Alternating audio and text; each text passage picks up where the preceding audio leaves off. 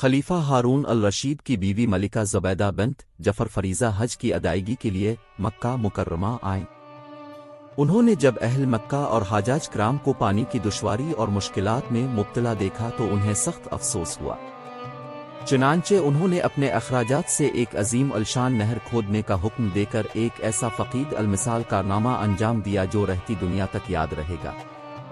ملکہ زبیدہ کی خدمت کے لیے 100 نوکرانیاں تھیں جن کو قرآن کریم یاد تھا اور وہ ہر وقت قرآن پاک کی تلاوت کرتی رہتی تھیں۔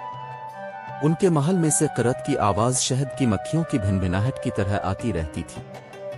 ملکہ زبیدہ نے پانی کی قلت کے سبب حجاج کرام اور اہل مکہ کو درپیش مشکلات اور دشواریوں کا اپنی آنکھوں سے مشاہدہ کیا تو انہوں نے مکہ میں ایک نہر نکلوانے کا ارادہ کیا۔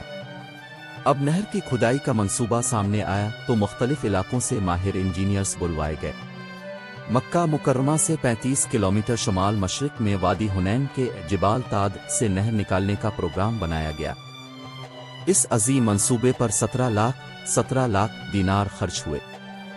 جب نہر زبیدہ کی منصوبہ بندی شروع ہوئی تو اس منصوبہ کا منتظم انجینئر آیا اور کہنے لگا، اپنے جس کام کا حکم دیا ہے اس کے لیے خاصے اخراجات درکار ہیں، کیونکہ اس کی تکمیل کے لیے بڑے بڑے پہاڑوں کو کاٹنا پڑے گا، چٹانوں کو توڑنا پڑے گا، نشیب و فراز کی مشکلات سے نمٹنا پڑے گا، سینکڑوں مزدوروں کو دن رات محنت کرنی پڑے گی، تب کہیں جا کر اس منصوبہ کو پایا تکمیل تک پہنچایا جا سکتا ہے۔ یہ سن کر ملکہ زبیدہ نے چیف انجینئر سے کہا، اس کام کو شروع کر دو، خواہ کلہاڑے کی ایک ضرب پر 1 دینار خرچ آتا ہو۔ اس طرح جب نہر کا منصوبہ تکمیل کو پہنچ گیا تو منتظمین اور نگران حضرات نے اخراجات کی تفصیلات ملکہ کی خدمت میں پیش کی۔ اس وقت ملکہ دریائے دجلہ کے کنارے واقع اپنے محل میں تھیں۔ ملکہ نے وہ تمام کاغذات لیے اور انہیں کھول کر دیکھے بغیر دریا برد کر دیا اور کہنے لگے، الہی، میں نے دنیا میں کوئی حساب کتاب نہیں لینا، تب بھی مجھ سے قیامت کے دن کوئی حساب نہ لینا۔